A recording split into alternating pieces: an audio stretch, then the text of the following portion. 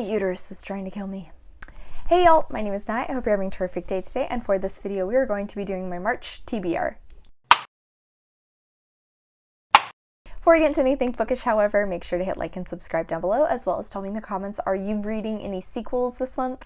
Okay, so I think for my beginning question, you have a safe assumption to think that I am going to be working on a lot of sequels. I'm doing so good at finishing series so far this year, and I really want to stick with it for like the first half of the year. I just want to try and finish as many as possible. Thankfully, the final book support group is going to be doing a month-long readathon in March to try and continue series, and I am definitely going to be taking advantage. However, before we get into all of the readathons I'm going to be participating in, first up, let's focus on my TBR jars. Okay, so we were going to start with the TBR jar for my physical books. I did actually add a few prompts recently. There are a few new ones in here. If you have any ideas for prompts for either my physical TBR or my digital TBR, please leave them in the comments down below. I definitely need some more, particularly for digital. Those are always appreciated.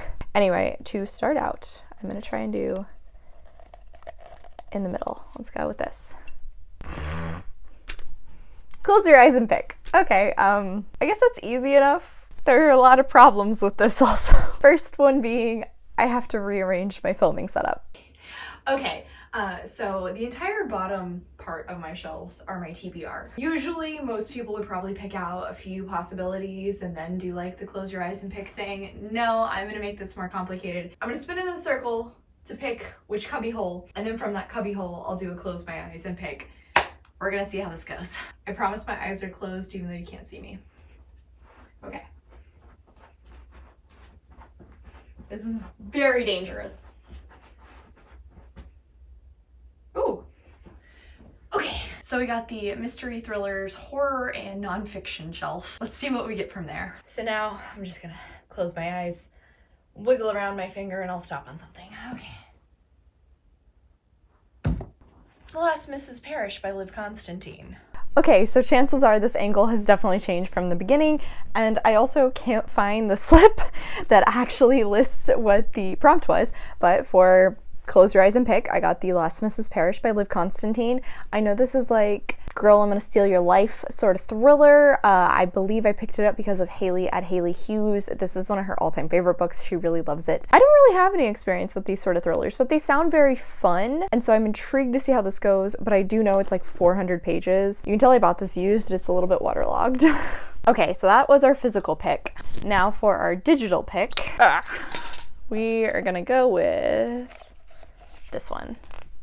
A second chance author. So this is an author I've read before, and I'm giving them a second chance because I didn't particularly like the first book I read. Thankfully, I actually have a list of these on my Notion page. The question is, do I want to knock a book off my physical TBR also? Do I want to stick with mystery? Actually. Okay, so technically this is on my physical TBR, but I originally had it on my Goodreads/Storygraph TBR. Josh's mom actually lent me the book. So this works out really well because now I can read it, get it off my shelves, and finally give it back to her. The Little Shop of Found Things by Paula Braxton. I read The Witch's Daughter by her on like my first year of BookTube, and I did enjoy it, but I didn't like it as much as I was hoping to. However, Josh's mom did enjoy this one, and so here's me hoping that I like it. I don't actually know what it's about though. Okay, it seems like we are following a woman who has the ability that when she touches an object, she can sort of see its past, and she and her mother end up working in an antique shop. So, you know, that happens quite often. She actually ends up getting transported back to the 17th century with her powers and is tasked with trying to save the previous owner of her mother's home's daughter's life. Did you follow that? Interesting. So this is definitely out of my usual comfort zone. I do like historical fiction, but it's just not something I particularly pick up very often. Okay, so we finished out the TBR jar polls. Now onto the rest of the books I have planned to read for the month. I have 2 book club books that I currently know about. Ironically, they fit together perfectly. And then likely I will have a third one as well, but I just don't know what it is yet. So starting out is Phaedra by Laura Shepperson, and this is for Noelle at Noelle 7 Pages hot dog / hot girl book club. This is supposed to be a feminist retelling of Phaedra, who is actually the sister of Ariadne, which I read a retelling for Ariadne's story last year for my Greek retellings 5x5. I'll put a link to that up above. That sort of works out really perfectly because I've already read Ariadne's story, now to see Phaedra's, and I did enjoy Phaedra in the latter half of Ariadne's book, so I'm intrigued to see how this one changes the story with it being mainly about her. I'm also planning to read Stoneblind by Natalie Haynes. This is a retelling of Medusa's story, though I will say I have heard some people mention that it's not quite that. I've really enjoyed Natalie Haynes' other book, which I read also for that Greek retelling 5x5. So here's hoping that I like this one just as much. I also have 2 arcs that I am planning to read this month. The first is The Plus One by Maisie Eddings. This is the 3rd book in her A Brush with Love series and a book off of my 10 books for 2023 list. This one is the final of her romance trilogy, which is following Indira, and I believe it is a enemies to lovers with maybe a fake dating scenario. I need to double check with Michelle if we're still going to be buddy reading this, but the other arc I have is The Haunting of Alejandra by V. Castro. Now, this is a horror book, which I did not know from looking at the cover, but the cover was stunning and I had to check it out. I believe it's a retelling of the La Lorena myth, and I'm very intrigued to see what happens here. I don't really know anything else and I don't want to know anything else, but this cover alone, absolutely stunning. Now, onto the readathons I am going to be participating in. First up, like I said at the beginning, the Final Book Support Group readathon, which I cannot wait. This one actually has a bit of a team element, and so there are different prompts for each team that you work with. I'm going to be on the Wolf's Tooth team, starting out a final book in a series. Super easy. As I mentioned, the Plus One is going to be the last book in this romance trilogy, so that works out perfectly. Kill 2 birds with 1 stone. Next is to do a random number generator, and I thought this would be fun to film.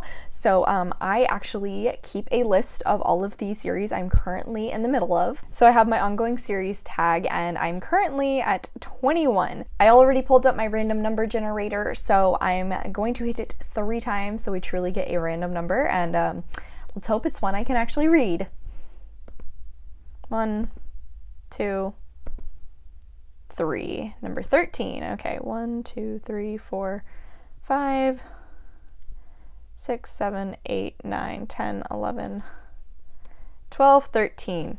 That actually works out so perfectly. Fevered Star by Rebecca Roanhorse. This is absolutely perfect because I was actually already planning to read this book this month. The first book, Black Sun, I read beginning of this year / end of last year. Really enjoyed it. This one I'm highly anticipating, even though I have heard it does have a little bit of middle book syndrome. This story is based on pre-Columbian mythology, and I find that absolutely fascinating. There are a collection of characters who are on different sides of a impending war. You don't know which side is right and which side is wrong. You don't know who to root for, and the author does a fantastic job of making you care for the different characters. There is an impending eclipse, which is definitely going to make this war a lot more interesting, and I cannot wait for this one. I am so excited. Next was to pick a book with a dark cover, and I did it. I finally did it. I actually bought The Wrath of Wolves by Kelly York and Rowan Altwood. This is the 3rd book in the Dark as the Night series, which is available on Kindle Unlimited, and the first 2 books were available at my library, but not this one. Because of that, I've put off reading it for so long because I didn't want to give my money to Amazon, but I got a bingo on the book buying ban bingo board I was doing, so I could do it. And you know, there's literally just this book, and then I am technically caught up on the series. Turns out I won't be finishing it. The authors do have plans for another book, but I know this one is going to be formally introducing us